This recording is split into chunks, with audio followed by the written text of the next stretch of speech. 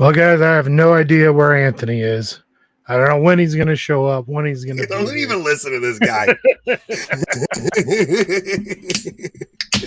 I do a fast beer run. You got to admit. We were in the green room a minute and a half before airtime. I'm like, I got to go get beer. I ran to 7-Eleven and got back in 4 minutes. When you said I'm going to run and get beer, I'm like, oh, he's going to run up to his fridge, right down the block, around the corner. But dude, 7-Eleven's close. Like you pull out of my block, you make a right, and it's 2 blocks over. It's really close. How many times did you get shot at on the way in there? Shot at? Well, it's 7-Eleven. I just assumed. Boy, you guys don't have 7-Elevens in Minnesota? Only in the most terrible, terrible neighborhoods. Get out of here! Really? 7-Elevens are like every block on Long Island. Oh, they're like, what do you guys have? Wawa? I mean, we have water. That's what we drink generally. Yeah. No, you guys don't have Wawas? That's I think they have in Jersey. No. Steve, you're from Jersey. Steve, you got Wawas in Jersey, I think, right? 7-Eleven's guaranteed robbery. Really? You guys? That's so funny. Yeah, I mean, 7-Elevens. I've never seen one. I wouldn't go in without carrying. Get out of here, man. That's crazy. Oh, man. What a different world it is over here. Now, can you buy beer at gas stations in your state? Oh, no. No. Or even at grocery stores. Like, grocery stores will have a liquor section, but you have to literally leave the grocery store, walk a few feet down the sidewalk, and go in another door that's in the same building to shop in a liquor. Now, can you get as much liquor or beer as you want, or do you only allowed to buy a certain amount and have to keep coming back in? What? Why would, guys, here's why I say that. Because Pennsylvania, you're only allowed to buy a 12-pack of beer in Pennsylvania. So if you now what they'll do is they'll say, what about hard liquor? I don't know because hard liquor, I think I've bought several bottles there. Yeah, I think I have. So, we go to Pennsylvania to my uncle's house, right? So, but when we go to the store, if we want beer, what we'll do is we get the 12-pack, pay for it, walk it, leave it at the door. As long as it's outside the door, you put it outside the door and you come back in, you can get another 12-pack. But they'll only ring you up for one 12-pack at a time, and you have to actually take it physically outside of the store. No. It's crazy. So stupid. So especially like this, like dry towns and stuff like that. Like there's dry towns in Pennsylvania. Lancaster's a dry town. There's not in Minnesota, but when I was going to college and we would travel for rugby, like there's places in Kansas and Oklahoma that were dry counties. So, we would always stop on the way there to get our alcohol to have in the hotel room. Yeah, I don't think people fully appreciate what we do here. It's like every other Catholic show that I watch, it's like, well, today we're going to get to this. It's like me and Rob are like, oh, so I went to 7-Eleven. 7-Elevens are scary. I don't know. Dude, we really do have some stuff to get to now. Rob has not seen anything that happened with Project Veritas in the last 2 days. So I sent him today's video because I thought that was so outrageous. But what else? We'll just give Rob a rundown of what happened yesterday. So, all right. So Project Veritas is amazing with the honeypots, right? So they get somebody to go on Tinder, or now the latest thing is Grindr. So they get a gay guy to go. Just wait until they. Never mind. Never mind. Not gonna go there. You have a better filter than I do because I probably would have blurted that. I was just about to mention a certain someone from the Diocese of La Crosse that worked for the USCCB. Yeah, maybe you better hold off. I know you. The guy who was actually you can say his name. He was like the general secretary for the. Yeah, he was the general secretary, and then they tried to something. They tried to disappear him for a little while, and now he's back in a parish, I hear. So so Project Veritas, they do the honeypot. Now, the thing is any sexual degeneracy is problematic because you think about it, how many guys have gotten caught with things on their phone because they're so caught up in the thing they're doing that their brain forgets. How many guys have lost their lives, their jobs, their marriages because they slept with a coworker, things like that, right? I've been the one working for Project Veritas, baiting all these men. Steven's sick. He's been using his cat to lure them in. So the ends don't justify the means, Stephen. No, Stephen, they don't. I would wager that Veritas is using a legit gay guy. I mean, I would think. I mean, I don't know how you could. How you act it otherwise. Yeah, I mean, even what if the guy, like the way you lead him on is you gotta, like when the girl goes in, I'm sure the girl's like leading the guy on. I don't know, Anthony, and I don't want to know. When the girl goes in and honeypots, I'm saying she'll go in and I'm sure she leads them on because they usually get them on the second and third date. So the video I sent you tonight shows a couple of clips from the first one. And the first one, you get this guy who's so worked up and he thinks he's going to take this guy home. And he's like, well, at Pfizer, what we're doing is we're evolving the virus to be more severe so that we can come out with a vaccine. Oh, look, wait. Okay, we finally replaced him, everyone.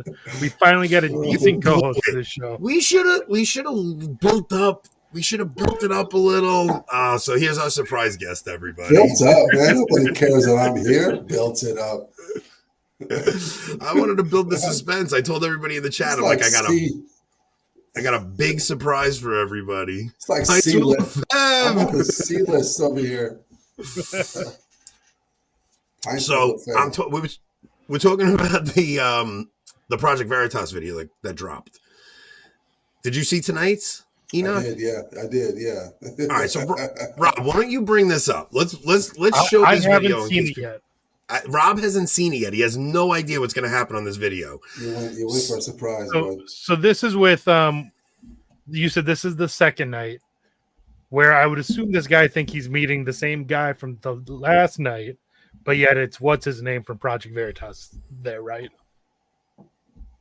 Right. Okay, so this is when James O'Keefe goes to confront. So okay. All right. Yeah. So if the first night, the first video is they're showing all the things the guy said. Now in tonight's video, you'll see a couple of clips of the things he said, but he literally admitted that, Pfizer has been trying to work on gain of function to make this virus worse. So this is James O'Keefe confronting the guy. Let's watch it. Okay.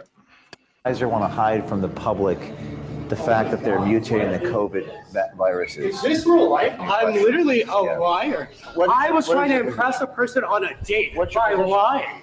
This is absurd. Please don't touch me. Well, this is not. By the way, don't tell anybody. Someone who's just working at a company to literally help the public. You f***ed up.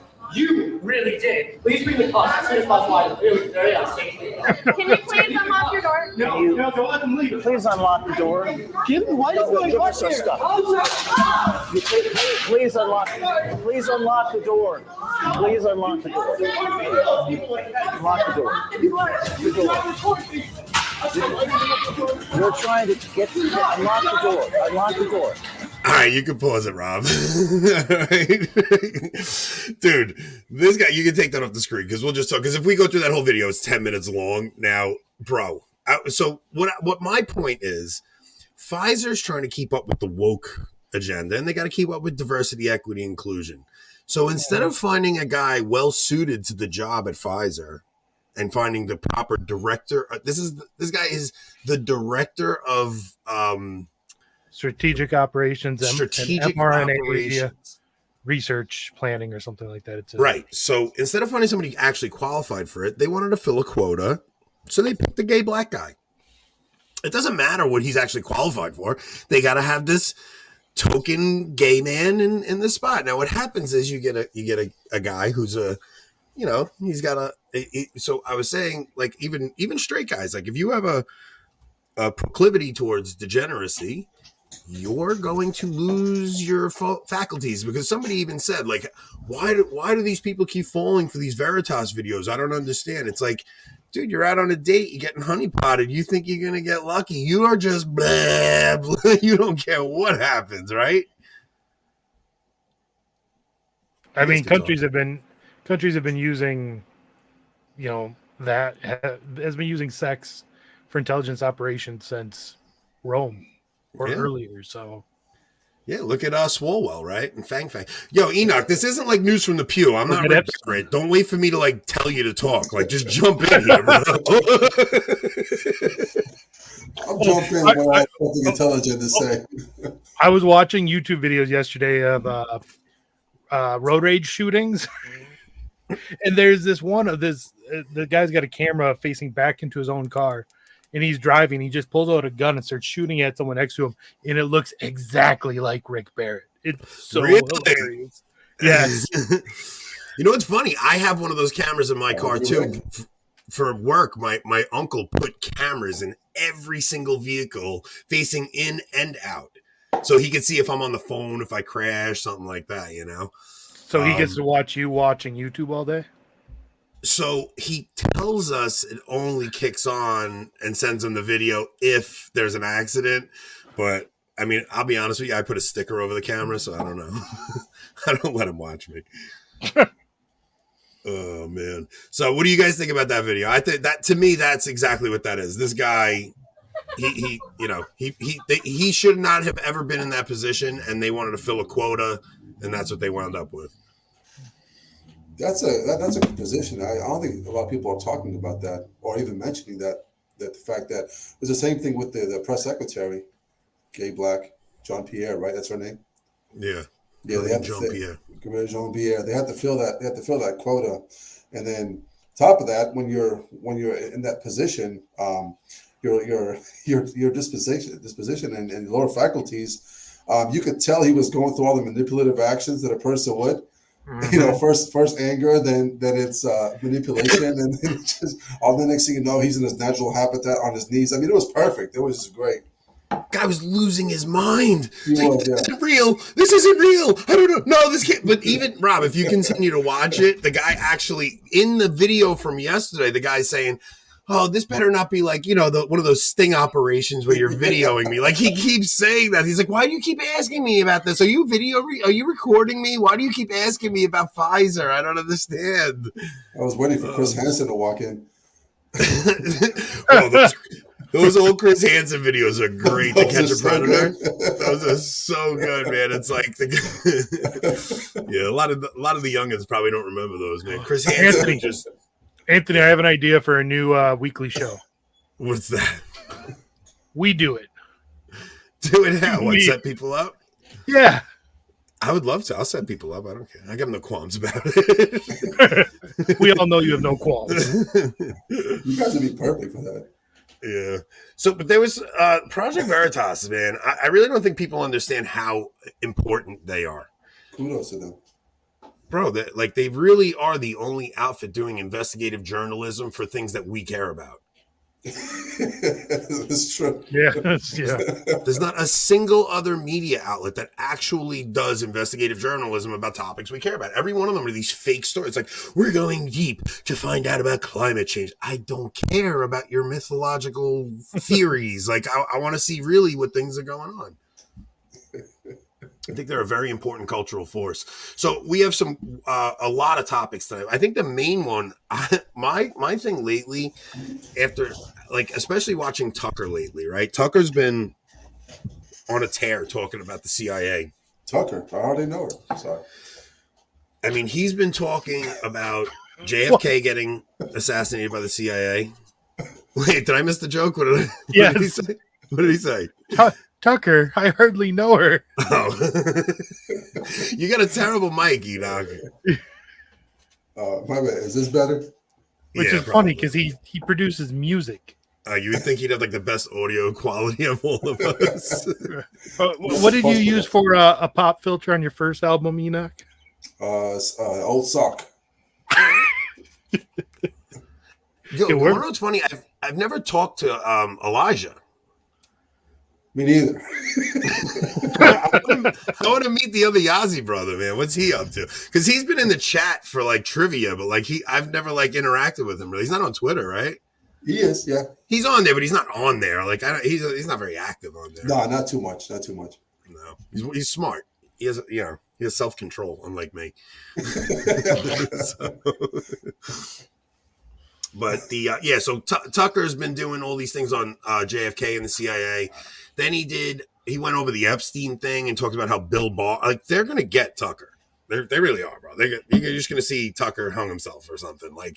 This guy's going in hard. I mean, My thing is, we know that the CIA was involved at Vatican II because of some of the things that E. Michael Jones has talked about, how they were trying to get in on Nostra Aetate, and they were really trying to get the church to change its teaching on the Amish.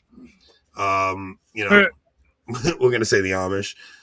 So we know that they do pay attention to what's going on in the church, and I'm not convinced that they're not.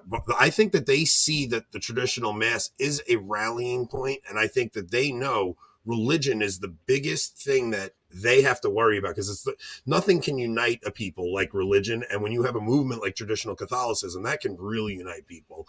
And I'm not convinced that they're not behind some of these restrictions that we're seeing. I mean, it depends what you mean by behind. I don't think there's anyone that over there, smart enough to be a mastermind pulling the strings, but as an intelligence service of, one of maybe 2 or 3 superpowers in the world, you just have to assume that they're always trying to get involved in everything across the world, right? I mean, especially an organization that has 1 billion plus, at least nominal adherents. So it would only make sense that they're trying to influence any such organization in a way to further whatever their goals are, which I think it's just logical, right? I don't think there's any possible way they're not trying to influence the next conclave.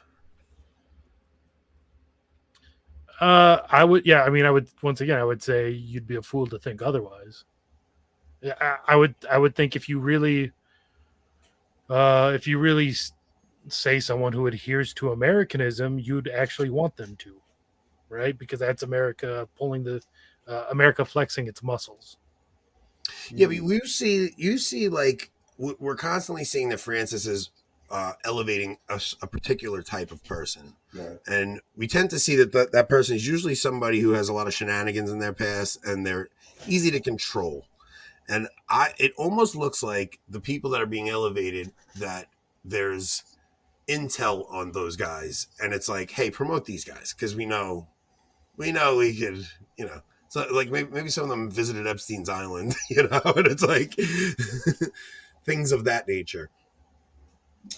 No, that's possible. Yeah. Looking at if you look at the amount of cardinals that Pope Francis has already appointed, that gives them an advantage. Yeah. When it comes to the counting of the votes, I guess. Yeah, do you guys think that Francis will step down before his term's up? Before he moves on? He likes power too much. I think he might. I think he wants to see if everything he laid the groundwork for actually gets pays off. I think it'll drive him nuts to not know who's next. Like, I think when he senses the end is really near, if he really thinks he's got 6 months left, I think he'll step down when he really thinks he's, when the clock is running out. I think he wants to see if all the work he put in paid off. I would say it depends on what his end goal is.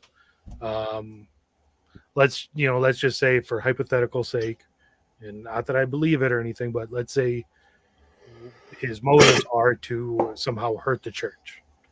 Then I think he would resign if he believed that would cause further confusion and disruption within the church. Because we saw what it did with Benedict, and Benedict. I don't think Benedict obviously had any negative motive to do it, but we saw the confusion it's caused since 2013. Right. Now imagine if someone did it and planned it in a way specifically to cause confusion and disruption in the church. I think that would be really dangerous. Yeah. I'm hoping for another Francis, honestly. We talked about this last night. Me too. Give me a younger worse Francis. Just burn it down. Let it build back up. I mean, I'm thinking about it like this. I think a lot of us, and this is how I used to think. I don't know if you guys can correct me if I'm wrong, but a lot of us, look at God as day to day, but God can't change his mind, obviously, because he's all knowing. He's outside of time. Right. So I think God, before he created, he looked at the universe with the will of man, the universe that would be most I guess you would say possibility to save as many human souls as possible. while working with God's grace and the human will. So he decreed from the very beginning of time which universe. So every decision was already made by us, and God in his foreknowledge knew this. So therefore, he knew this time was coming. So this was before the beginning of time. He already allowed this. He already decreed this. Yep. Yeah. So, looking at it, and we get angry with this, finite beings. We get angry with the details here and there, but ultimately, if the prophecies are, because he's all knowing, if the prophecies are already there that the church will, go down and then come back up, just bring. What's the point of prolonging it? Bring it down.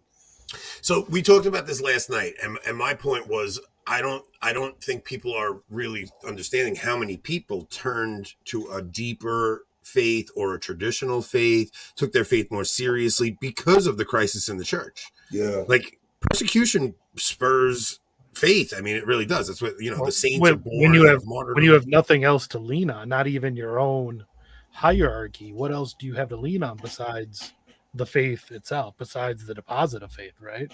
Yeah. And I was saying last night that I think a Benedict the 17th, another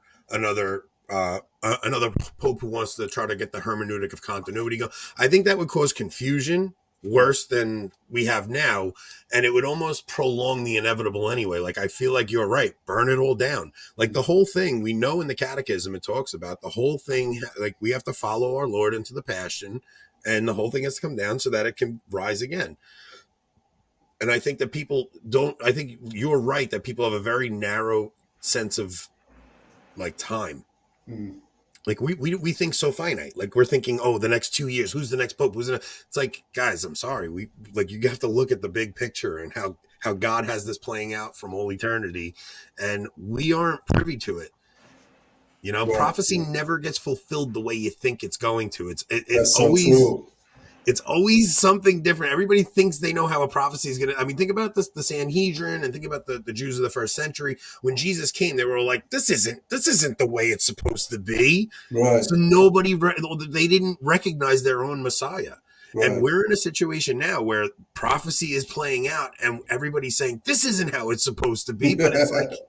Sorry, guys, it's not happening the way you thought it would. I'm not concerned for with the church. God's already decreed this from the beginning of time. Since Christ, died on the cross, the evil one has been defeated. The last 2,000 years it's just been a mop-up job at this point. To clear everything up until Christ returns. I'm more worried about his soul than worried about the church. That's before he's gone. Mm-hmm. That should be our main concern. Yeah.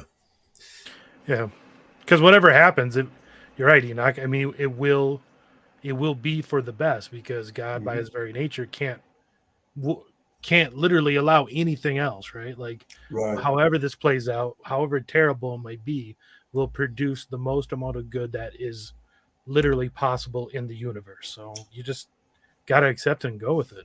That's a good point. What does it mean that the gates of hell will not prevail? Like, what does that mean? To me, it's like the way Jesus says that, it's almost like it's going to look like it did. Mm. But it's like he gave us the promise so that, guys, it's not going to prevail. You're going to think it did. But people think like a pope saying something heretical means the gates of hell prevailed. No, it doesn't. Mm. Like it means that the church is going to follow Christ into his passion, and you're going to think the church is dead. But it won't. The gates of hell won't prevail. The church will rise again, and it will come back. I mean, that's how I see that. Because Christ didn't say the gates of hell have no chance, which they don't. But he didn't say the gates of hell won't touch the church. He didn't say the gates of hell, are powerless. He just said, like you said, he's like giving us this encouragement that no matter what it looks like, they won't end up prevailing. You're right. Well, look at the 11 in the upper room. Yeah. Yeah. I mean, they had to feel like it had prevailed. Yeah, right. Yeah, that's wild, right? Like, I think that we forget like how broken they all were before resurrection. In those 3 days, how broke. Like we saw all these things. We knew that. Like, what happened? And he told them, "I'm going to." You.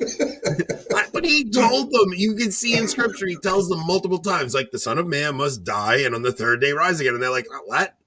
What's he talking about?" Like, I don't know. Then he dies, and they're like, well, "I don't get it." Correct me if I'm wrong. Tradition has that they were infused with perfect virtue at Pentecost, right? After Pentecost. Yeah. So before then, they didn't have the right before Christ breathes the Holy Spirit on them. Yeah, they were just like us, and like they were just like us right now, looking at things and going, "Oh my goodness!" That's why it's like when people jumped the Sede route, it's like, "Are you guys nuts? Like, what are you doing? You're I don't know." It's to me, it's a preposterous thing to do, especially like sedevacantism. The craziest thing to me is you have to be this very wise person who has an internet connection and can read Novus Ordo Watch. Like, that's the only way we go sedevacantism. And it's like, what about the poor person in Africa who's never even heard of sedevacantism? Think about who Mary goes and appears to. Mary goes and appears to these impoverished children, right? She's like, this is where she's going. She's not going to the wise of the world who, I figured it out. I have this knowledge. You guys don't get it. I know. Mm-hmm. And I just don't see how God has ever worked like that throughout the entire salvation history, where he kept the knowledge of his church for a very select wise few. It's just insane. It's preposterous. This should be the next subject after this. Sam. We're getting there. We'll work our way there. What do you guys think about that? The pew is empty. That's what I always say. That's the problem. Well, I mean, that's the thing. It's like, that's my biggest problem with the Sede movement is like, you need the sacraments. Where are you getting them from? The pew is empty. That's my hashtag. They say the chair's empty. I say the pew's empty. My problem with the, especially in Americanism, and the way I see it is, all right, Lord, I'm going to step outside of the ship that you have entrusted the church in, the chair of Peter, and I will not come back in until you appoint a pope that agrees with me. Mm-hmm. That's really how I see sedevacantism. Yeah. Look, I think all of us are uneasy with this papacy, right? I don't think anybody that is a faithful Catholic would say they're not uneasy about it. Top 3 worst pope in history, I think. Top 3, I say. I mean, who do you say was worse? I honestly can't think of one. I mean, if we're talking about, you better not say Pope Alexander VI, because that's my that's Anthony's favorite. No, I'll defend him. As far as like confusion and things of stuff he says, yeah, he's the worst. But as far as like personal sin, there's been others that are worse. Oh, there's been, yes, of course. Pope Alexander VI had children out of wedlock, things like that. But he was Orthodox. That's why I defend them. To be fair, we only know so much of that stuff through the lens of history. Who knows what people may or may not in the personal life of Pope Francis 1,000 years from now. That's a good point. Well, my point. He is covered for some terrible, terrible people. My point is that with Alexander VI, his successor was what, Julius III or Julius II? Julius II, who was Della Rovere, who hated him and he's the one who wrote the history book on him. He's the one who made sure everyone thought that Alexander VI was horrible. But there are accounts of people who actually say he was a brilliant, not politician, but he was brilliant with like strategic maneuvers he made and things that he did. I mean, he had the King of France marched on Rome and was going to attack Rome, and he met him, had one conversation with him, and the King of France left. It was like there was they were going to come there to they were going to put him on trial and try to, what do you call that with the Pope when when kings deposed. They were going to depose him as the Pope, and he had one conversation with the king, and he actually winds up leaving. It's like Innocent III. He was really smart too. Innocent III. Yeah. So I'm not. So if there's a great documentary called Saints and Sinners, A History of the Papacy, I think it's on YouTube. It used to be on Amazon Prime. Now it's on YouTube. It's off Prime. But I would go to sleep to it every night. And it takes you from Peter up until John Paul II, because that's when it was made during John Paul II's papacy. And the documentary is awesome. And then all of a sudden you get to the council, and it's like, they're like, a new day has dawned. A church of mercy. And you can see this dramatic change, but they do take you through the pornocracy, and they take you through some of the craziest popes in the Middle Ages. It's a great documentary to watch because it does give you like it takes you through Gregory the Great, and it tells you like the highlights of papal history, and you start to realize that European culture is Catholic history. Like European history is Catholic history. You can't separate the two. So when people talk about like medieval history and European history, it is Catholic Church history. That's what you're talking about. That when you had Christendom going on, this is back when the state and the church had this beautiful union where they were working hand in hand, and the church led the spiritual side, and the state was handling the temporal side. It really is beautiful. Good point. Yeah, if you guys get a chance, check that out. So what we've been doing for these shows, Enoch, is me and Rob have a running list, right? And it's like I have a section and Rob has a section. So far, we've really been going on mine, but Rob's got some fun ones in here. And Rob, which one do you want? I'll let you pick one. I kind of like the best place to ride out Armageddon. Do we want to do a fun one and then go to whether or not journalists and cardinals are being murdered? Yeah, let's save journalists and cardinals for later. You staying for the whole show? You got to go soon. What do you got? I'll leave it at 9. Leave it at 9. All right, so we'll save that for later, Rob. We won't put that heavy topic on him. Let's do some fun stuff. Let's do some fun stuff for us. How about this one? I was talking about how every guy has had this is why the trans thing is hysterical to me, because no woman and no trans man has ever had the fantasy of going back in time with an AK-47, right? Like, but every guy has had the fantasy. Even if I'm sorry, I'm an American. I think of going back in time with an AR. Right, but either way, it's the concept, not the gun. It's not even a gun. It's like, what if you could go back in time with like a Jeep? Right? Like, and when would you go back to? Like, would you go back? All right, so Rob, if you go back with an AR, what time period do you go back to? I don't think we should mess around with time. Oh, Fair fact, man, I think I read. I don't know if this is a fact, but I think I read somewhere that. Yeah, you shouldn't. No, shouldn't. You're. But if I had to choose, you don't have to manipulate history. I'm just asking, what time period would you want to go back with? Not to change the course of history, but like to blindly murder people. That's pretty effed up, Anthony. Just to start an army. I mean, you could do anything. You go back with a Jeep and just be like, you could be a cult leader. I don't know. You could do whatever you want. You can tell the future at this point. If you go back in history, you can tell people what events are going to happen. Like, you could do whatever you want. You could be the leader of a country. I know this would mess with history, though. All these things, right? All the scenarios I'm giving. What if you could go back? There's so many choices. What if you could go back in time with a bullhorn to the time of Henry VIII? A bullhorn? Just with a bullhorn from outside the castle, just Henry. No, Henry, this is the father. Do not divorce your wife. That woman is a whore.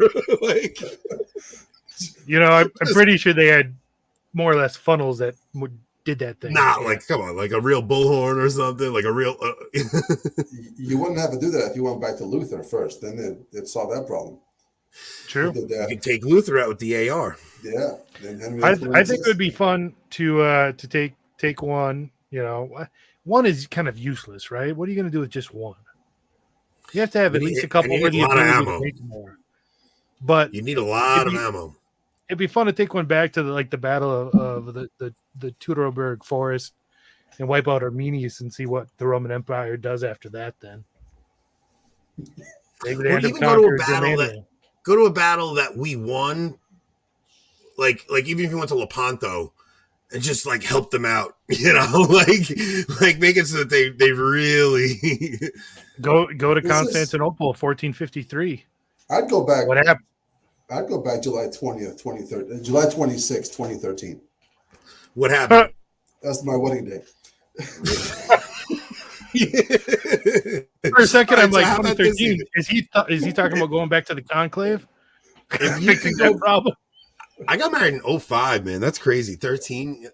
So wait a minute. Now, what if you could go back and talk to? All right, I take my AKAR to stand with the Emperor Constantine the 11th at the fall of Constantinople. That's what I mean. This is guy stuff, right? This is not. No woman has ever had this conversation. The girls are like, Rick here, we could actually discuss whether we'd want an AR or an AK.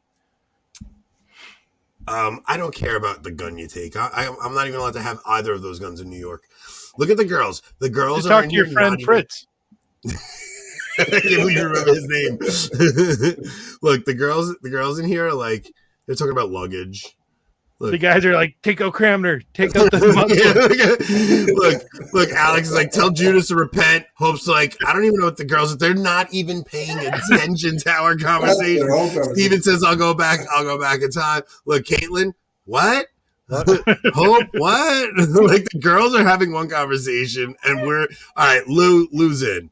What was the Lou loves the Tudor drama. Okay. What was the easiest time to rob a bank? That's what I'd go back to. That's the Old West. Can you imagine the Old West with an AR? You'd be the king.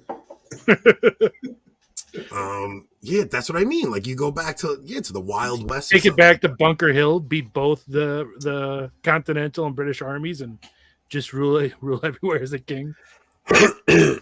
Well, speaking of guns, what about Alec Baldwin? What do you guys think about that whole scenario? I think he did that on purpose. It's possible. He's crazy. I think, look, he's notorious for his temper, right? Yeah.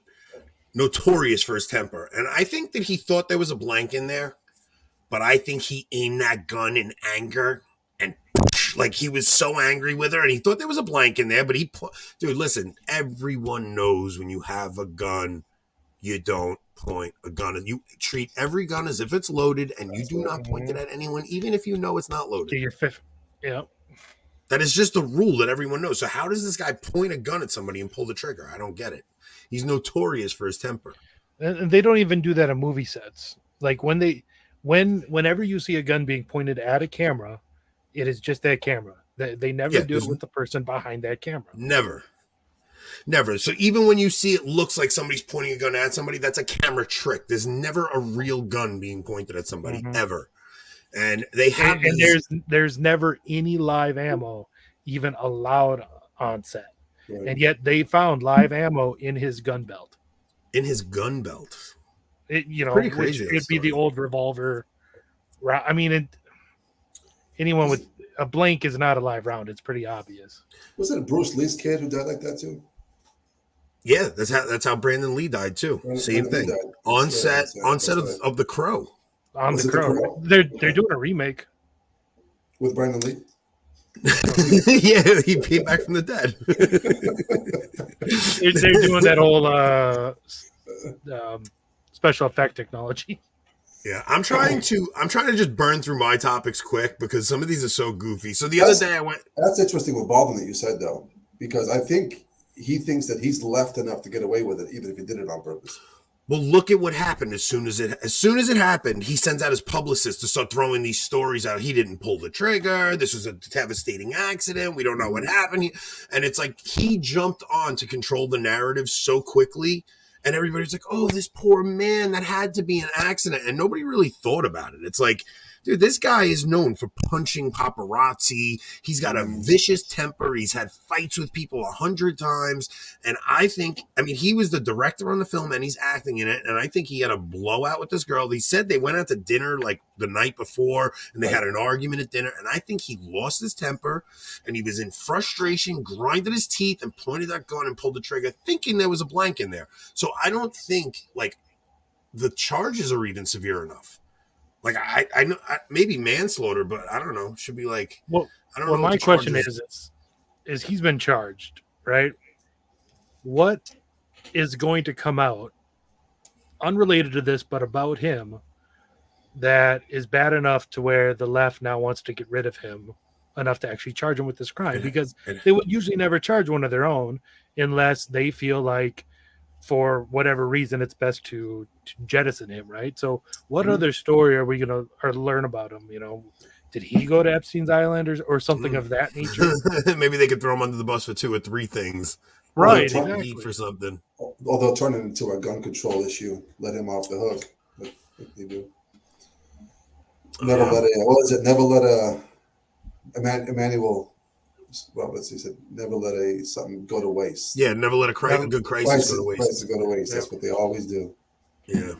Well, look at what they did to Cuomo. That's actually kind of funny. It's like Cuomo was so weird. He was like everybody's favorite guy, and then out of nowhere, everybody just turned on him. It was like, what just happened here? It was so confusing, and it was like, I think when it came out, it also came out that like China had a list of all the governors that like they had control over, and Cuomo wasn't one of them. Cuomo they had a question mark next to. Cuomo was a known Democrat.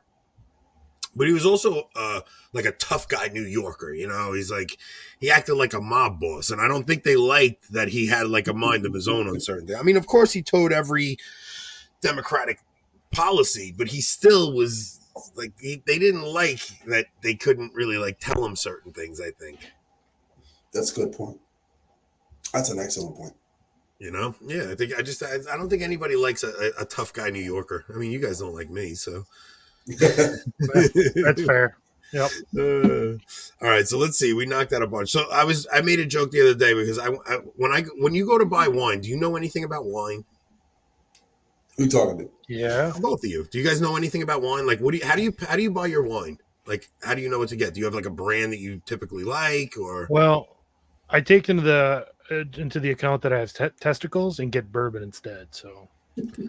You're having family over, companies coming over. Sometimes, I mean, we drink wine in my family. We're Italian. We have pasta and we drink wine. I don't know what to tell you. I don't drink bourbon. I guess with my heritage, I like a lot of German wines, like Rieslings, ice vines, Glühwein, stuff like that. So isn't that like the $8 a gallon bottle?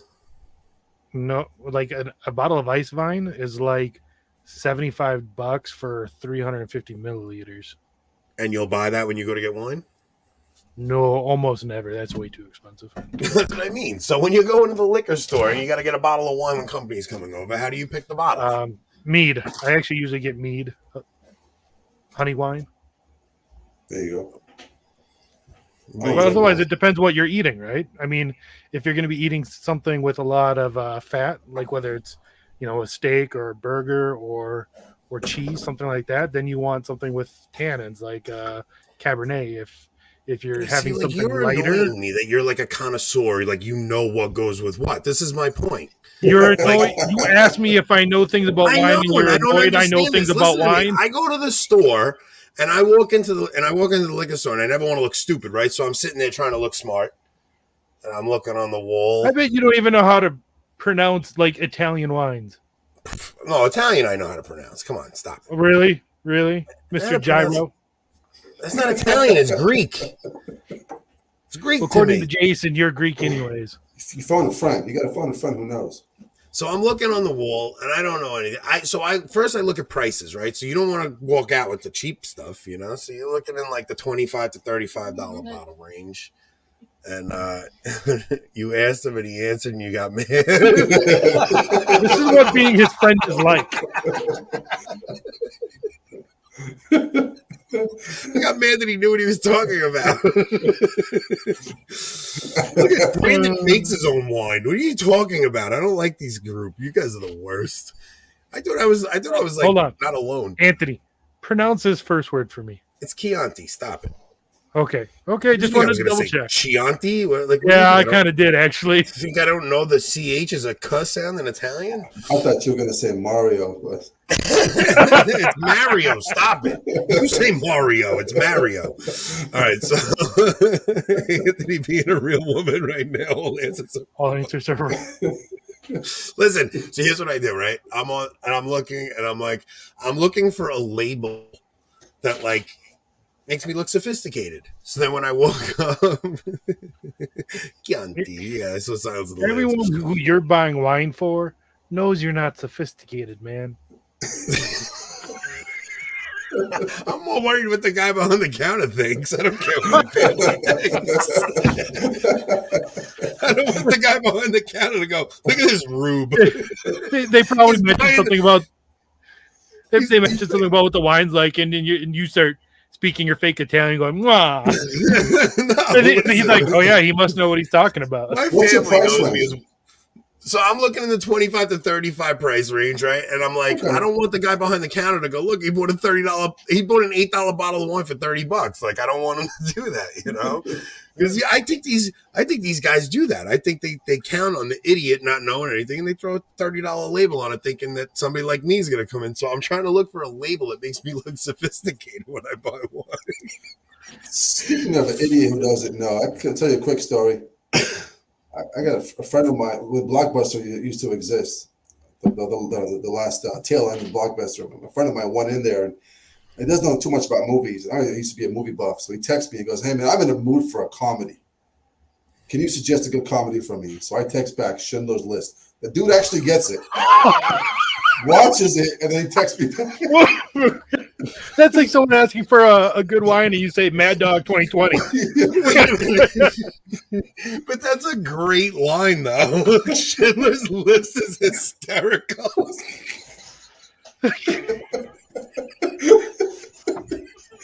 Oh man, that's awful. Oh my gosh, Rob! Remember there was somebody tweeted something the other day, and I forgot what it was, but I was going to put Schindler's List as a response, and I was like, I will. Enoch, if my wife goes into labor right now because she's laughing so hard, I'm blaming you. Schindler's List was my response, but if I would have tweeted it, I would have had another strike on YouTube. Forget it. I would have got suspended on Twitter, and I would have gotten in trouble. So I sent the screenshot to Rob. I was like, "Rob, too much." He goes, "Don't you dare send that tweet out!" Right? Should I see what it's like? Yeah, see if you can find it, because no. Rob takes you off the ledge a lot. Let's see here. You got to go through a lot of screenshots, Rob. I send you a lot of screenshots. Enoch, how many siblings you got? Just your twin, or what do you got? Just one, yeah. It's just the two of you guys growing up? Yeah. That is so weird, man. Like, I can't even imagine that. So now, did your parents stay together? Were they divorced? What was the deal with your upbringing? They stay together. They're still together now. Oh, that's great. Yeah. Yeah, like I'm going snowboarding this weekend with my parents, with my brothers. Oh, okay. No, with my brothers. And what's weird is, so there's 9 of us, 9 kids. Anthony, you won't believe it. I searched for "Don't You Dare," and I'm still having to go through like 4 or 5 pictures here. It's not like the first or second ones, like even. one of the most common replies that you give me. So I'm going this weekend with my younger brothers. So I'm third, but I'm going with my youngest brother and my brother above him. So now I was 10 when my brother Joey was born, and I was 16 when my brother Frankie was born. So it's what did he say? Are we speed running a channel right now? So pretty much. My brother Frankie, like, he went from the kid I changed his diapers, like I was watching him, like, you know, babysitting him when he was little, to then I didn't know him from when he was like 8 until he was like 18. Like, we didn't even know each other. It was like 10 years where I got married and I was having kids, and he was doing, you know, he was at home with my parents. So I didn't really know my brother Frankie until he was like 18. And it's kind of funny that now he's like 23 and we're friends now. Like, it was this weird thing. Like, you only have a twin brother. I have brothers that are 16 years younger than me that I'm like just becoming really friendly with in the past few years, you know, where we hadn't spoken, like, I never had like a heart to heart with them in those years, you know. And now we go snowboarding together and we do things together. But to only have one brother, man. Rob, what about you? How many siblings you got? One. Well, one, and then 2 half sisters. Oh, your parents remarried. My dad did, yeah. He got an annulment and then married my mom. So you're the second marriage baby? Yes, of my dad's. Of Me your and dad's. my younger brother, yep. So your 2 half sisters, how old are they? Not sure. You don't know them. Older.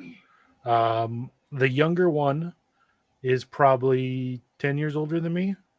And we hung out with her a little as when we were kids. The older one, I think I've seen once in my life, and that was when I was probably 4 or 5, something like that. And what do you have? One brother? Me? Yeah. Yeah, one younger brother. One younger brother. How old's your younger brother? He is 30 right now. Are you close with him?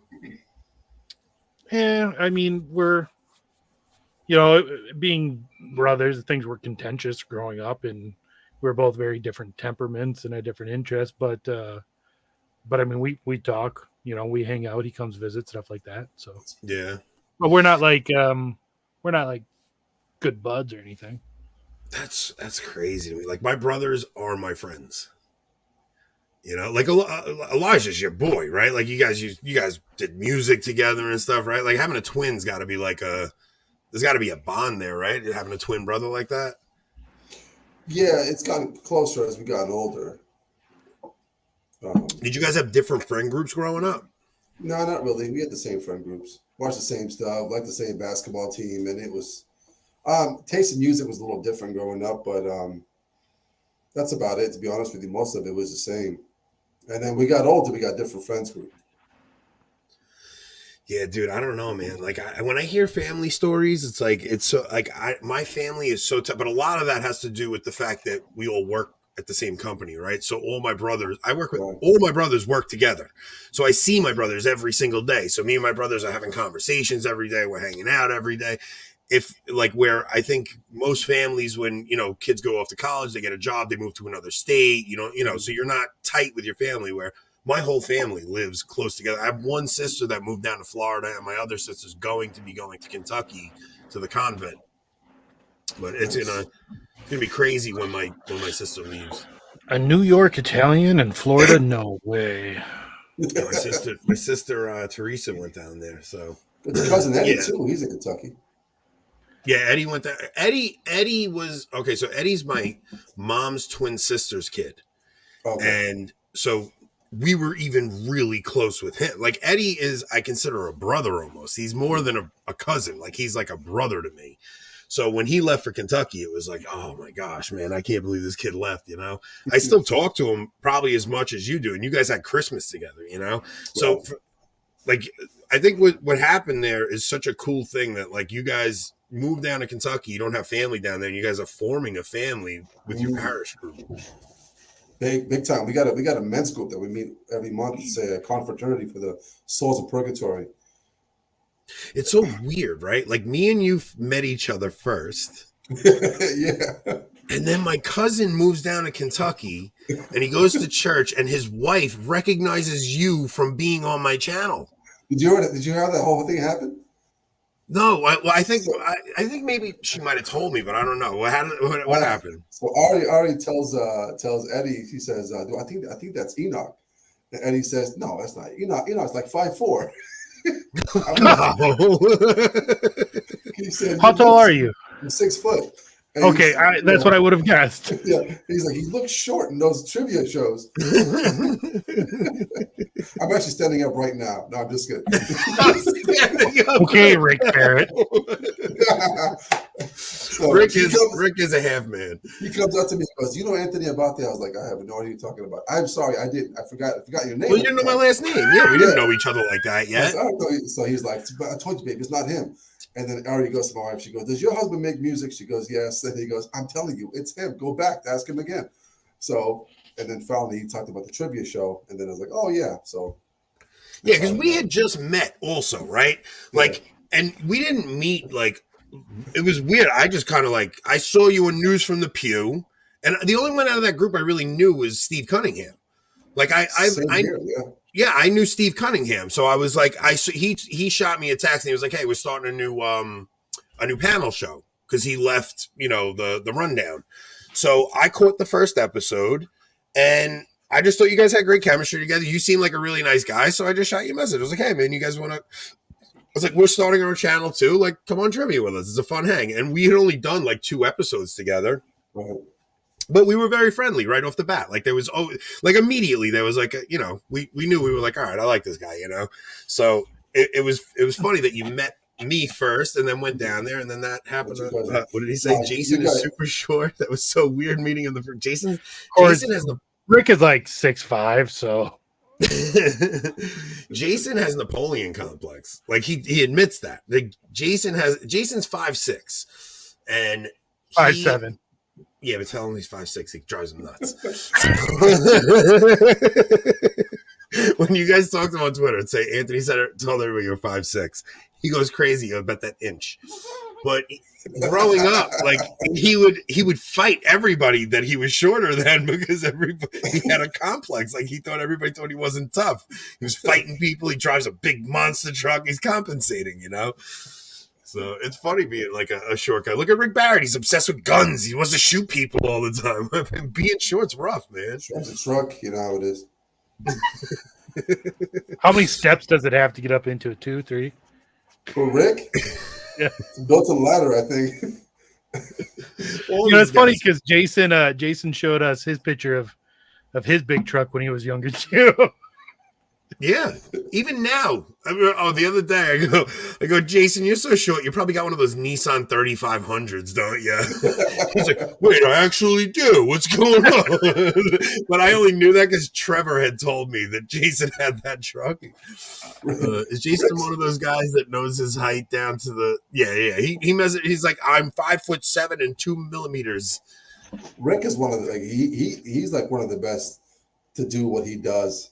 As far as the MC and News from the Pew, I don't know if anybody can do it better than him. He's good at that. Dude, he comes on our channel and I let him take over. Yeah, you got to. You know, he just has that taste. He's so talented.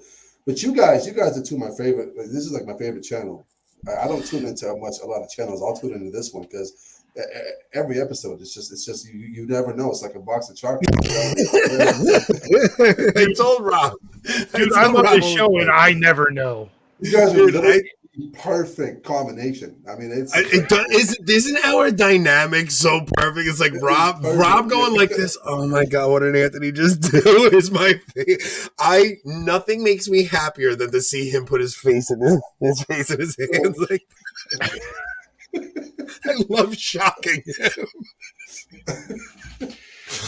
I told my wife that's what makes her funny. That's what makes my wife funny.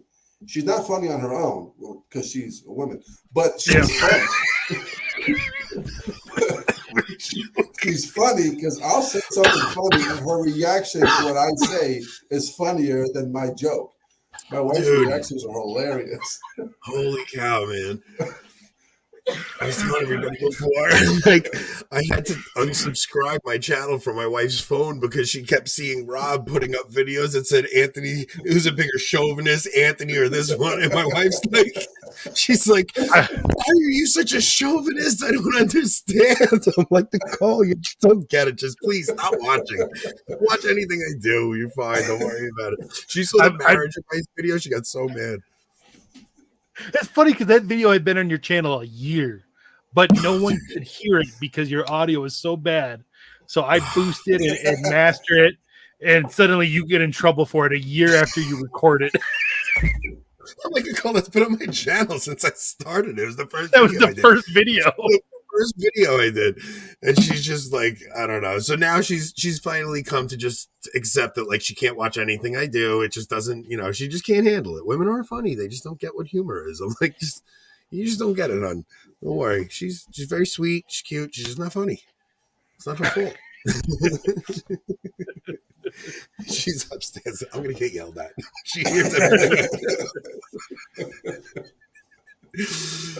Dude, Enoch, you gotta fly. I do, yeah. I appreciate all right, man. Dude, thank you for coming on. I'm glad you popped in.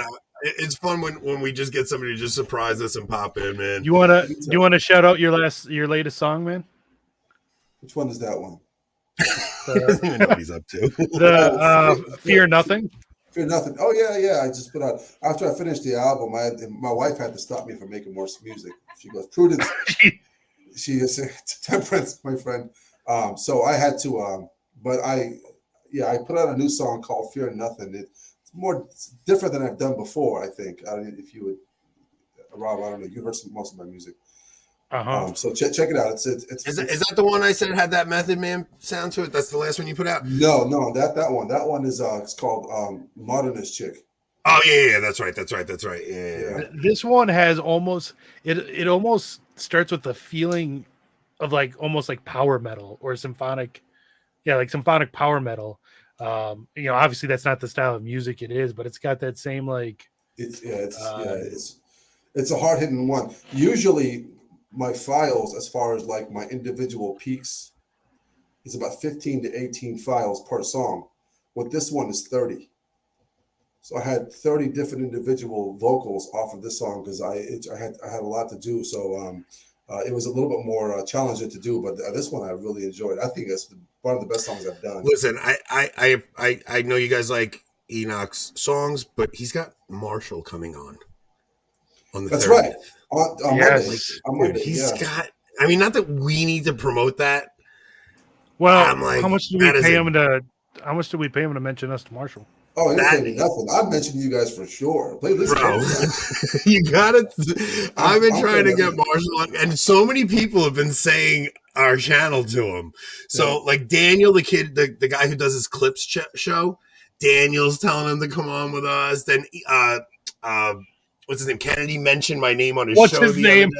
You can't remember the name of the man who mentioned you. What's his name? What's you his hear name? that? He's 5'5". You hear how much love Anthony has for you? What's he gonna do? He's 5'5". How much of a punch could he pack? Little guy he is. He's a little guy. I want to say before I go, everybody else that is a I guess you would say normies in this channel who come on every single time to watch you guys. You guys have a great I don't want to call it a following, but just a great family that you guys hang out with almost on a daily basis. Yeah, we never like to say fans. They're just our friends. Same like here. They really are the most loyal group of friends. They tune in every time we're on here, man. Right. It's really such a beautiful group of people that we've made friends with, man. I want to thank them because they've been great supporters of the music too. I appreciate you, all of you. It really means a lot. So thank you guys. Great supporters of the music. They all check your show out when you do. Dude, the Getting to Know series is so cool, man, because it's similar to what we do. You're just talking to guys, asking them silly things about their childhood, like what were you into growing up, and you get a little bit of an insight on these guys that we're watching these guys all the time. You get a little bit of an insight into who they are as a person, instead of the personality they're portraying. Jason is not 5'7" though, so Jesus was 5'9". The Shroud of Turin shrunk. It's a linen cloth, bro. It shrunk over time. Yeah, someone put it through the dryer. Definitely. Come on, it's a linen cloth. It's cotton in there or something. My wife. Waz, you're one of my favorite people I've met doing this. And if there's ever anything we can do to help promote anything you're doing, dude, eventually my dream is to have the guys that we've really made friendships with to be on one network, and we're gonna have like I want to be the Catholic Daily Wire one day. Down for it. Let's do it. And I want all of us to be a part of it, man. Like the guys that we're friends with, we're all gonna do this together. So when one of us gets big, we try to bring the others up. So we appreciate all the love you show us too, man. Thank you so much. God bless you guys. Thanks again for inviting me. Yeah, dude, you're welcome on anytime. Always reach out. Peace out. Yeah, I see you, brother. Yeah, dude, he's funny as anything. Dude. He's the best. He's so funny. I'm guessing his wife must not watch his stuff either. I can't imagine. He's a bigger chauvinist than me. He makes more women jokes than I ever did. Let's see. What does Don say? Don's always got funny lines to say. His dream is to have all the guys he's met go back in time. That is every man's dream, right? Could you imagine if we get the whole crew back in time, bro? That song's in my head. Oh, is it? Yeah. He is very cool. Let's see. So what's next? Yeah, so you want to get some of your I didn't want to burden him with something. I really want to play Corey Feldman, dude. Dude, come on.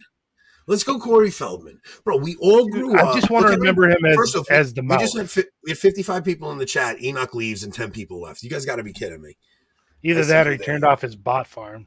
Dude, let's go Corey Feldman. Come on, it's the most cringe thing ever. It's going to be amazing. Let's go. Listen, we want to take bets on how many people we gain or lose when we start playing this? Dude, this is going to be the viral clip for us, okay? Listen to me. We're going viral with this clip.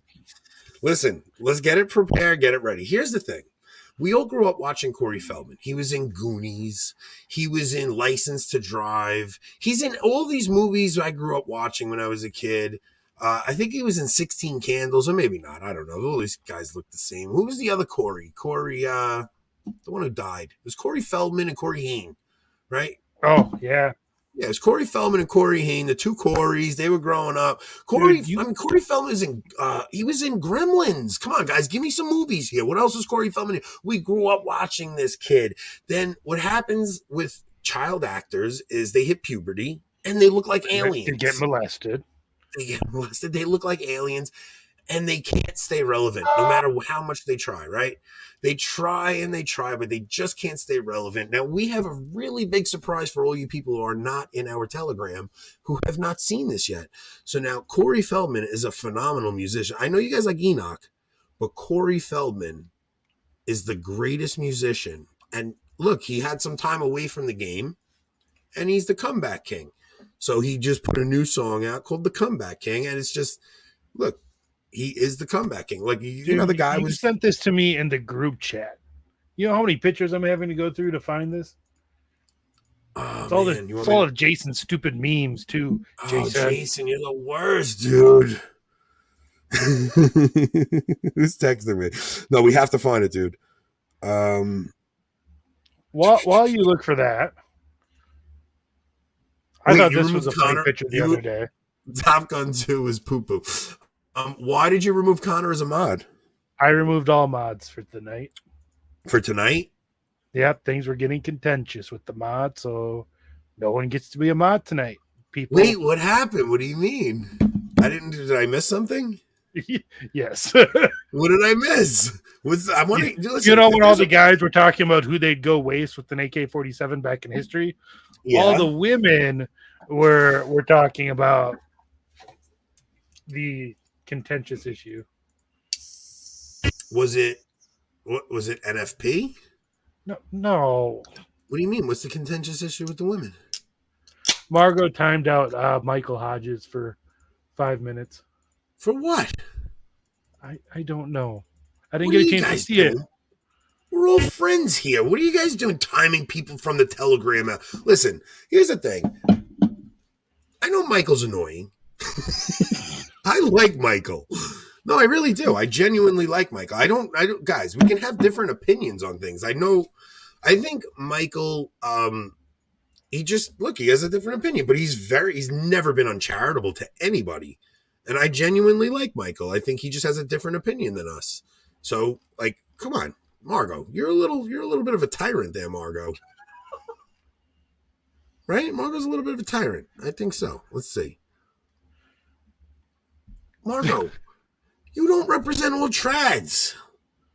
Who cares if he's attacking trads? Let him attack trads. Who cares? Oh, he said something to you personally? That's different. You said something personal, and that's different. Come on, we got Corey Feldman or what? I am trying to find it. Where did we send Corey Feldman? I sent it to the Telegram. Was that where it is? In the Telegram, where we get 1,000 messages an hour sometimes? Yeah, but is it hard to find like videos and stuff in Telegram? Whoa, let's see. I can look. Welcome to the train wreck, everyone. I'm sorry, guys. Maybe I could talk about something else while Rob's trying to. All right, Rob's going to try and find that, and I am going to tell you guys. Let's see what we got here. Let's see. I'm forwarding it to you on Telegram. No, don't do it in the WhatsApp. Okay, fine. Oh, you want to know something? I watched the Netflix vs. the World documentary, and that's Rob. Keep looking. So Netflix vs. the World is on Prime. And what is that about? It's about the rise of Netflix. So it was a really good documentary because Netflix really started out as just like you're a beautiful soul. We need video, Rob. We need video, Rob. I know. Here we go. All right. I really don't want to watch this. Forget Netflix. You guys, we are about to reveal Corey Feldman's hit song, The Comeback King. Let's go. You guys, I apologize for this. No, I don't. You guys are going to love it. It's going to be in your head all night. You're a beautiful soul, but no one knows it. It's true we all have sadness and moments that we lost. It's the worst. Show them who is born. Oh my god! No, put it back on. Put it with the video. We need the video. To swing, you better make it sting, 'cause I'm the comeback king. I'm the comeback king. You know what I mean. I'm gonna die. All right, take it off. That's the worst thing I've ever seen in my life. Shannon, I ask him that every day. Every single day, I send at least one version of that sentiment to him. Trust me. The thing is, I want that song stuck in everybody's head before the night's over. Rob, we have to make an intro with that song on. He's like Michael Jackson, but looks like, a drugged out Marilyn Manson, which so the thing is redundant. That's very perceptive of you because he is obsessed with Michael Jackson. So I went on a YouTube. I went down a YouTube hole the other day looking at Corey Feldman videos because I'm so glad you did that on your account and not on your Avoiding Babylon. Oh, that's it. I'm doing it on there now. No. Subscribing to his channel and everything. The other day when there was that, actually, I think it was Michael Hodges. Before you joined the Telegram, he commented, and then you're like, "Dude, you watch anime because you looked at his." Do you know how many anime videos our YouTube account recommended to me every time I logged into it? Because of that? Because of that. Okay, so wait, what happened? Did she really throw him out of the AB Telegram? No, I don't think so. Oh, all right. I thought he was asking to post it so that he could get back in. Margo, if you threw him out of the AB Telegram, is she a moderator in there? No one's a moderator in there either. Okay. So, all right, Michael. I thought she threw you out. So, so Michael Hodges' first comment to us was like a snide remark or something about Kennedy. About Kennedy or something. So, it's exactly what it was. He made a comment about Kennedy being like schismatic or something. I said, when you leave a comment, if it lets me click on your YouTube thing, and we went back and we saw Michael Hodges playlist, and all Michael Hodges playlists were anime videos. So I responded to him. I said, Mike, we're obviously not for you. Why don't you go back and watch another anime video? So now our AB channel is just flooded with anime videos, apparently. So Corey Feldman is, I think he was he went to Michael Jackson's, Neverland, as a kid, and he is obsessed with Michael Jackson. He dances like him. He thinks he's the next Michael Jackson, but dying? Because look how old is he? How old he is? It's just so weird, dude. I went and I spent 2 hours watching Corey Feldman videos the other day. He had an appearance on the Today Show that went horribly wrong, and he accused them of setting him up and stuff. Like, dude, if you want to really, it's like bored, you going on a show, I bet. Dude, if you're bored one day, just go check the Corey Feldman YouTube channel out. It is one of the craziest, most insane things. He was abused. Because he talked about, what's so weird is he talked about putting out a book about exposing all the abuse in Hollywood, and he puts it out and doesn't name a single person. Right. He wanted to take credit for I'm gonna expose all the abusers, and then he never exposed a single person. It's pretty weird. Because he's the one that's made a lot of claims about what happened to Corey Haines, right? Yeah. They come from Corey Feldman, who knew him. Yeah, 100%. Yeah, that's right. You're reminding me of that. Yes. So when Corey Haim died, it was a lot of things came out that he was abused when he was a kid. Corey Feldman made it like he was going to actually. You make it like you're not a Corey Feldman fan, Rob. I see you're in the know. You watch his channel too. Don't lie. Oh no, it was what did Don say? Conversation I had with Joe about abuse in Hollywood. Don, you better stop it, because I will make sure Rob plays that video every single episode from now on. And that's the end of Avoiding Babylon, everyone. He's not going anywhere. You can't end it just like that. Well, we are ending with that video, so keep it on standby. All right, what do we got? What time we got? I don't know what else we got. We got 20 minutes. How about the Desert Island one? Okay, so yeah, this is one of Rob's. Who would you choose to be stuck on a desert island with, a Mormon or a Jehovah's Witness? Now, okay, so I had a LDS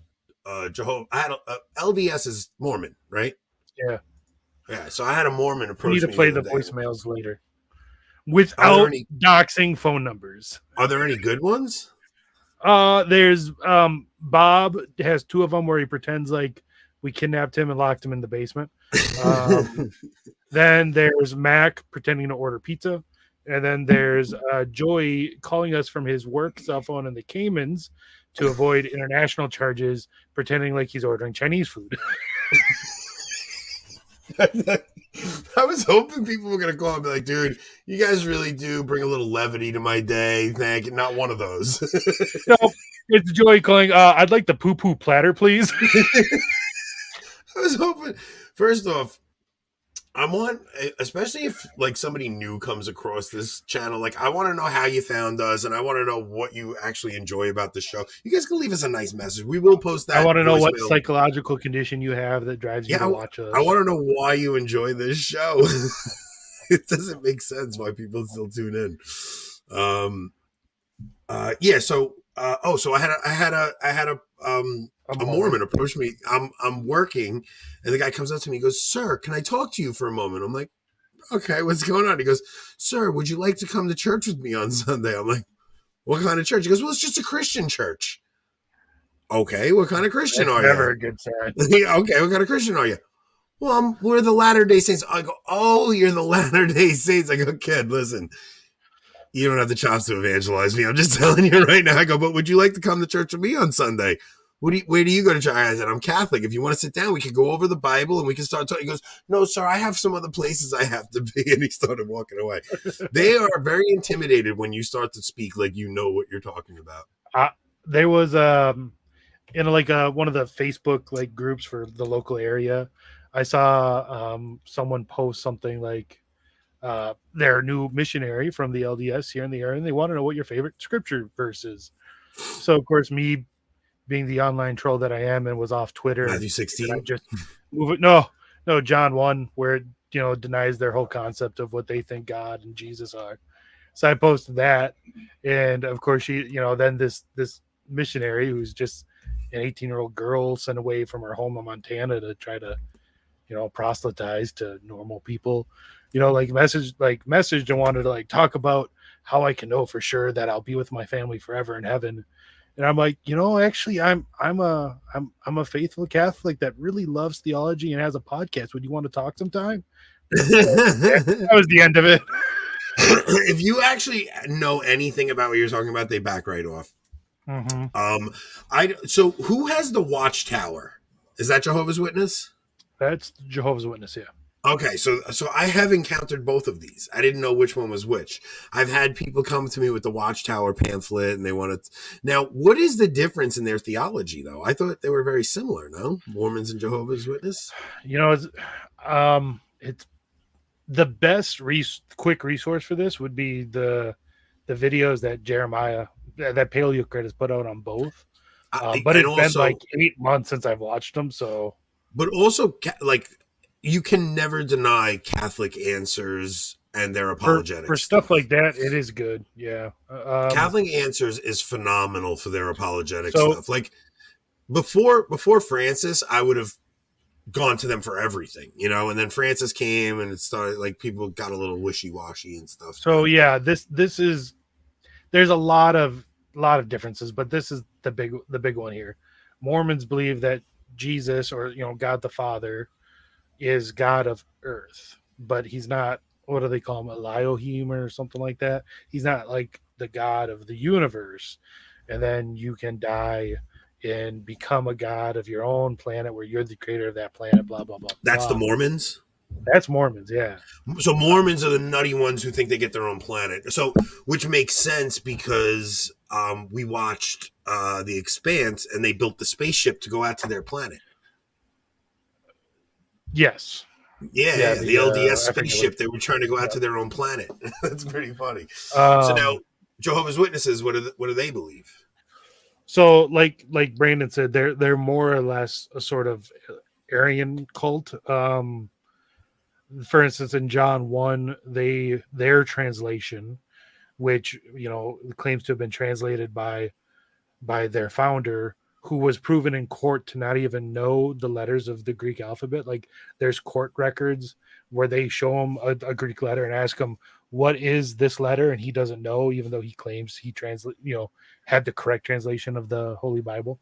But like, their translation of John 1 says not that Jesus is God, but Jesus is a God, lowercase g, but not in the sense of like polytheism. So they actually have a different translation of the New Testament. Yeah, I forget what theirs is called, but yes, both do. The Mormon translation of the Bible is just as whacked out. So which one is Joseph Smith? That's Mormonism. He's the okay. So now a prophet. So Joseph Smith's a prophet, and he finds these gold tablets in America. In America, the Mormons believe that the Native Americans are a lost tribe of Israel, more or less, and they think that there's massive ruins somewhere in the Americas of this great lost, civilization of the lost tribe of Israel. And they think that a New Testament was given to Joseph Smith by an angel named Moroni on gold tablets. And wow, this is some wacky stuff. So just we're going to get into a minute of theology now.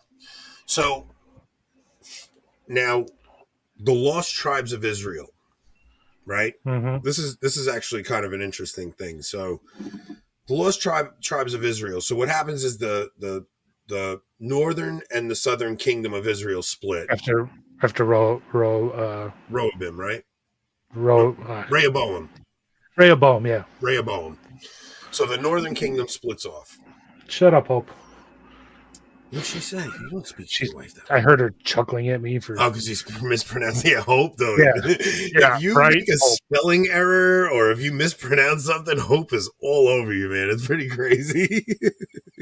I love when Hope participates. So the northern kingdom and the southern kingdom split. So now, southern kingdom being Judah and Benjamin, right? Yeah. So now, what happens is the northern kingdom. They talk about the lost tribes of Israel. Now, what happens is these lost tribes get dispersed, and this is the diaspora. So, like, they get dispersed throughout the Gentiles. Now, there's this prophecy in the Old Testament that God will gather in his children and he will reunite the 12 tribes of Israel. Mm-hmm. So now everybody, so you'll catch a lot of Protestants talk about, like, where's these lost tribes of Israel? Like, where are the lost tribes?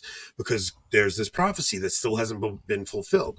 But what happens is these lost tribes are dispersed throughout the Gentiles, so much so that for all intents and purposes, they actually are Gentiles. Like, they are Gentiles. They're not still a tribe.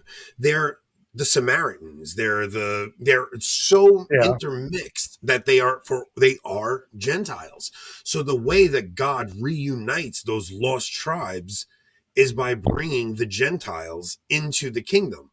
So it really, that's something that Protestants miss, that through Christ and through the Eucharist, it's no longer Gentile and Jew. They are one in Christ in the new kingdom. So it's no longer we worship in the temple. It's not that the tribes have to go. So you'll hear Protestants talk about this third temple period also, like there has to be a temple before the Antichrist comes. Oh, that could get into another subject on the list. That's on the list, yeah. We'll get there. So maybe we'll use that as a segue. So these lost tribes of Israel are so dispersed into the Gentiles that when Christ rises and we have no longer used the temple, that now wherever the king is, that's where the kingdom is, right? And where is the king? He's wherever the Eucharist is celebrated. Mm-hmm. So now when Paul goes and he starts spreading the gospel throughout these lands and converting the Gentiles, those lost tribes now come into the church. And that is how the 12 tribes of Israel are united. And that's how that prophecy is fulfilled. And Protestants don't understand that. It's just totally lost on them because they don't understand the Eucharistic kingdom that Christ initiated. Now, what does this all have to do with who you want on a desert island with you? What was the topic you wanted to actually segue this into? Was who you want on a desert island with you? All right, so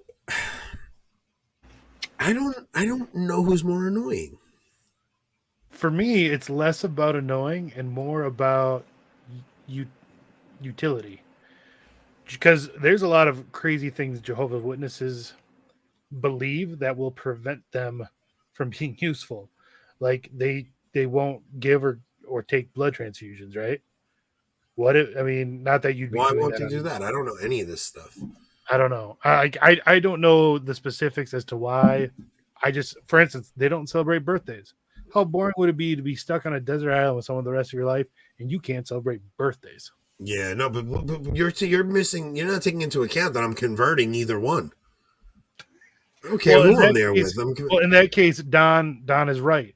Mormons are preppers. For instance, no. We have to. This things you're missing in this scenario. Is my wife there? Is my wife there? Is it just me and one Mormon? Am I there with a tribe of Mormons? A tribe of Jehovah's Witnesses? What is the deal? You have to give me more groundwork here. I can't just work with who would you rather be on an island with? I need details here. There's a lot that goes into play here. You're really pulling it. It depends on the situation for us. Oh, no, it does. Am I there with a crew of Catholics? I can't go into details about whether I want an AK or an AR. This is different, all right? How is this different? Yeah, because look, here's why. Because people pop that question on Twitter all the time. It's like you're stuck on a desert island with your 5 Twitter friends. Which 5 friends you on with? And I see, like, it's always like, dude, I don't want to be stuck on it. How long are we on this island for? First off, is it a year? Is it forever? Is my wife alive? Here's the situation. Like, I can't. Here's the situation. You say you were traveling on a plane, without your family. Your family's alive and well. Plane goes down. You survive. One other male survives. Well, that's what. So now that changes everything. Not necessarily forever. Say you want to try to get off the island or get rescued. You're stuck on the island with another man. You don't know if you're getting off. You don't know if you're getting off. You don't know if you're staying there forever. You want to survive, but you also want to try to get off somehow. Okay. Do you choose the Mormon or the Jehovah's Witness? Okay, so look, here's why I asked all these things, because when people do the Twitter thing, I see a lot of guys throwing their girl Twitter friends on there, and it's like, I don't want to be on an island with no chicks. I don't need that temptation in my face, and I don't need to have the burden of caring for some woman. It's a pain in the ass. I want men with me if we're going to survive and we're going to try and get off the island. If they die and you have to eat them, it's kind of weird, right? I mean, I'd rather eat a guy. Would you? I don't know, honestly. I don't know. That's a good question. Yeah, Jason. All right, look, is your wife with you? If your wife's not with you and your wife's still alive, you really want to be thrown on an island with the inability to know, like, what could happen? Like, I don't want that. I don't even want that temptation in my face. Like, what if we're here forever? I don't need that. Nah. Stick me there with a couple of guys. We'll figure this out. We're going to build a hut. Then we're going to build a boat. We're going to make a friend named Wilson. And we're going to get through this. I bet making a friend named Wilson probably against some Jehovah's Witness belief. All right, now I'm going Mormon. All right, wait. See, here's my thought. Which ones think we get the planet? Mormons. All right, I'm going Jehovah's Witness. That's just why? Because you think the Mormons are going to be like, I want my planet now and just off themselves? I don't know, but that's just such a weird thing. They think they're going to be a god or running a planet one day. Like, here's the thing, though. Believe that absurdity? Most of those prepackaged survival food companies, owned by Mormons. All right, I'm picking the Mormon. There's a firearm company that almost got the contract for the next generation army rifle. Mormons, so they know guns, they know food. I'd say way more useful. Yeah, they're nuts. Yeah. All right. You sold me. I'm going Mormon. Here's the thing: you find a bottle of alcohol with either one, they're not going to drink it, so it's all yours. more for me. They really don't drink, huh? I know for sure. Like Mormons don't even drink caffeine in a lot of cases. I don't know about alcohol. I don't believe so. The Mormons don't have birthdays and stuff, right? Because my friend was a Mormon. I thought that was Jehovah's Witness. Oh yeah, no, I'm sorry, Jehovah's Witness. Because my friend was a Jehovah's Witness. He left the Jehovah's Witnesses, and he just celebrated his daughter's not her first birthday. The first time they celebrated a birthday for his daughter was this year because he finally got himself out of the cult. There was I was watching Adam Curry on Rogan today, and Adam Curry was just talking about how like he just started reading the Bible, and he's like, like there's a lot of evidence there, and Rogan in his typical fashion just starts back. Well, why do you think Jesus was the Son of God? Like like how much evidence is there? And I felt bad for Adam Curry because Adam Curry like just started reading scripture, and he's like, dude, I can't explain it. Like I don't know. And I feel like Rogan always does that to guys who don't know any way to respond, and it's like. I just wish somebody that actually understood. Rogan's too drugged out of his mind on marijuana. But he just has such a simplistic understanding of, like, he's like, well, didn't Constantine really have a say in what goes in the Bible? It's like, no, Joe. No, that's not what happened. Not at all. Constantine called a church council, and these things that were being debated from... Constantine was dead when the canon was canonized. Of course. But the point is, I don't know if Rogan's a Satanist, because Rogan just doesn't... So Rogan was saying that he does believe there's a God. Well, Rogan is a libertarian, right? Yeah. I think that's safe to say. Libertarianism is Luciferianism, because Luciferianism is all about freedom. Not, it's about license, not liberty. Eric Sammons is a libertarian, so settle down. Well, not in... The libertarians wouldn't agree with that. You know what I mean? Like, yeah, Joe's right. Rogan's just a normal moron, and that's what I think. Like, so when I heard that conversation today, it was like he was talking to Adam Curry, and I felt bad for Adam Curry because Adam Curry seems like he's getting on that road to, like, I think what it is Adam Curry was saying, dude, I just see so many things going on, and the crisis that's going on in the world, he's starting to see that there's evil. Like, he's literally seeing evil in his face. He's seeing, like, demonic activity. And it made him pick up his Bible and actually read his scripture. And he was like, he goes, dude, I was, a lot of this was too hard for me to understand. But, like, I got to the New Testament, and it's just something, it was just something felt right to me. And I just, even this morning I was reading it. And there's these couple of passages, things that Jesus said that just really helped me keep my life centered and focused. And I just hate when somebody comes on that's on that path and then Rogan tries to badger them into thinking they're stupid for even looking into something like this. It really was frustrating. Yeah. All right, let's go next on the list. Yeah. The NHL Flyers player that wouldn't wear the rainbow jersey. Right? I don't know his name, but I heard the story. Yeah. Yeah. So, like, everybody's, I would not do Rogan without Rob. Like, in all honesty, if I had Rob there because some of the things, sometimes I say things and I'm a little off on something and I need Rob there to back. Like, I have a very solid understanding of a lot of things, but I need Rob there to back me up on things. I would do it Rogan would try to catch you on a little slip up and then jump down your throat about it. And I would be nervous as anything being on his show, and I would probably fall into that trap. Like, that's the other thing. Joe's such a powerful personality. He's the biggest show in the world. Guys go in there, they don't want to look stupid, right? So, like, he'll ask them a question. He's like, Joe, just leave me alone about this. Like, look, it's just the thing I'm on right now. So, all right. So, Mike, this is exactly my point. Everybody's making a big deal like it's a victory. Like this one guy, he stood his ground. And dude, it was an amazing thing.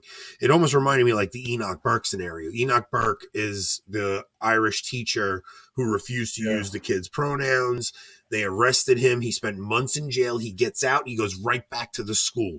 Today, I was reading another thing. He keeps going back to the school. They keep arresting this guy. He's like, I'm not giving up. Like, I don't care what you people say. I did nothing wrong. I'm not going to lie. You're not going to force me to say something that's not true.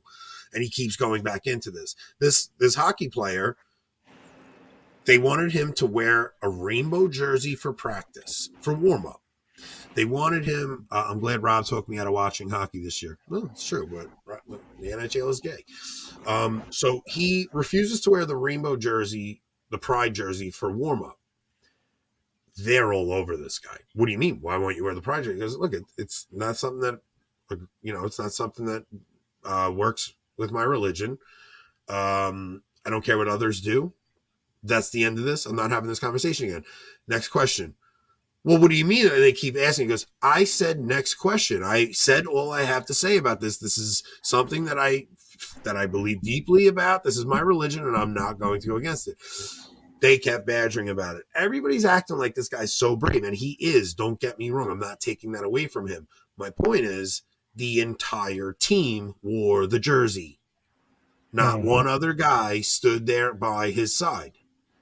And to me, that's not a cultural win. That's a sign of the collapse that not one guy was willing to stand there with him and just say, look, this has nothing to do with the jersey at this point. This has nothing to do with even if you don't believe the same thing as him, it's like, dude, you're not going to force me to wear something that I don't care about. Like, what do you, like, I'm not going to, what, you're going to take my contract away because I won't put your stupid, dude, this is really like cult level insanity. That it's like, if you don't look, this is why it's so scary that Francis is backing down on some of these issues, because if you don't have the moral authority of the world, which is the Catholic Church, at least telling us, look, you know, this is not okay. If he's saying that we need to decriminalize these things around the world, you're left on your own. You don't even have the Pope's backing in it. That's what I was going to say. It's like the whole vaccine issue, right? Catholics who were against this hoped and thought that they could, when they needed an exception, go to the Catholic Church to stand behind them and say, no, this is not something we believe in. And there were places where maybe that happened. There were more places where the church said, we're not going to stand behind you and say we agree, but we are going to say we don't believe anyone should be coerced. But then there was like the Vatican itself saying, no, you should get this shot that's going to, not only violate your belief, but also kill you in a couple of years like we're seeing now. Not only that, Francis came straight out and said you have a moral obligation to get it. Okay? So when I filed for my exemption, I was told you cannot get an exemption as a Catholic on that basis. You need to get a specific priest to sign off on that, sign off on it. And thank God, I knew a priest who was faithful and signed off on my exemption and actually wrote out, no, I am Anthony's pastor. He comes to mass here every week. This is something that I am advising him against getting, and this is why. And wrote a beautiful letter for me that I was able to get my exemption. Now, if I did not have a priest that I knew that was faithful enough to see the writing on the wall, I would have been in a lot of trouble, specifically because of the things Francis said. Our diocese put out a statement that you could use that said, the Catholic Church teaches that in this sort of issue that, you cannot be coerced. But the diocese also forbade all priests from signing any exemptions. Yeah, my bishop banned all priests from doing that. The bishop in New York City, like Dolan, also did the same thing. My priest signed that for me against the bishop's wishes. And he did that because he had a deep conviction in his heart. And not only me, signed one for a few other people for me on my behalf. And I said, look, I know these people don't go to your parish. He said, as long as he goes, are they Catholic? Do they take their faith seriously? He goes, as long as that is met, that they go to mass each week and they take their faith seriously, that is fine. I'm not going to sign it for just some guy who needs an exemption. As long as this is a Catholic who takes his faith seriously and really does have a moral objection to this, I'll sign a letter for them. And it was really a beautiful, beautiful thing that he did. Anthony, I had you with a letter at that time. Stephen says, I don't know what he means. I don't know what he means. You're not a priest. I don't know what you mean. All right. I think we ran through most of our topics. We'll keep another running list. It was really cool having Enoch on tonight, man. That was fun. He's really a good dude. I would like to get Gordon on for one of these. I would like to get Kennedy on for one of these. The next one of these we're doing is going to be next Friday. Joe Boca will be at my house. It will be live. Me and Joe. It's been a will be while in since I've person. talked. I mean, besides that few minutes I popped on last one, it's been a while since I've talked to Joe, so that'll be fun. Yeah, it is gonna be fun. So we, me, you, and Joe for that episode. So, Sweet. We're gonna try and have a couple of interesting conversations. Don't you and Joe don't stay up too late that night because we got Flanders the next morning. Don't forget. But that's at 10 a.m., so I'll be fine. I mean, we do this until 10 at night, and I get up in the morning for 4 a.m. So, yeah. But we're going to have a general discussion. But we're gonna have a couple of bullet points for that episode. Wednesday night we'll do a semi-serious show. And then Friday night, we'll do the Off the Rails episode with Joe Boca at my house. My wife will be away, and that's going to be a fun one. Yeah, let's see. Yeah, I'm excited to see you and Joe talk again, too. You guys haven't really seen each other since Steubenville, right? Yeah. I don't think Joe did the show with us that night, the recap, right?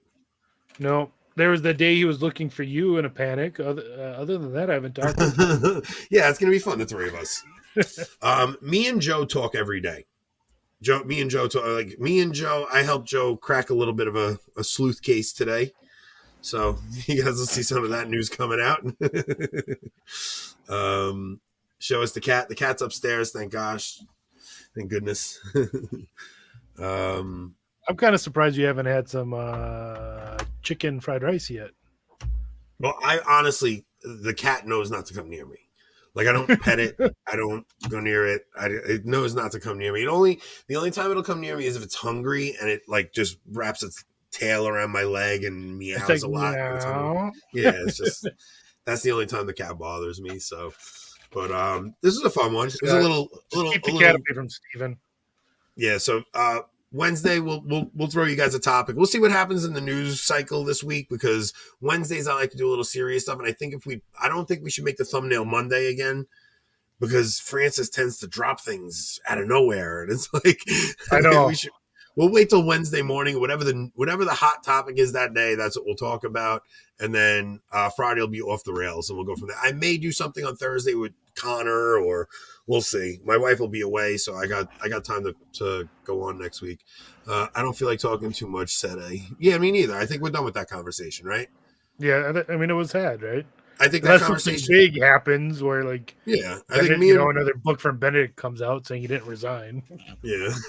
Well, me and Joe had a great conversation, of just having to have a conversation when you disagree with somebody. So the next episode, I've never had a dull conversation with Joe. Yeah, you know what topic would be good for the next Off the Rails, especially with Joe, but yet probably will get us kicked off? What? Catholic support for the Amish. That's a great topic with him. But we would get kicked that would be good. We'll see. I'll talk to Joe this week. Anthony, Tim Gordon, and Kennedy are my day. Yeah, I would say that. I would say that's accurate for me too. So Joe is saying like those are the people he talks to on a regular basis. I interact with those guys pretty much regularly too. I mean, obviously me and Rob talk throughout the entire day, constantly. But yeah, Joe. 6 a.m. Yeah, starting at 6 a.m. and 5 a.m. by you. But me and Joe have at least one phone conversation a day. So we'll wrap this up.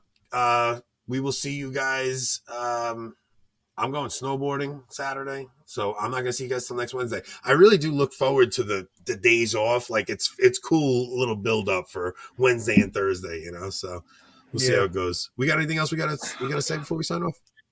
Well, I thought I was going to get to meet Tim Flanders on Saturday, and I was hoping to maybe record some of that, but between the talk and the flights, there's not going to be enough time, so that will have to happen another time. But what do you mean?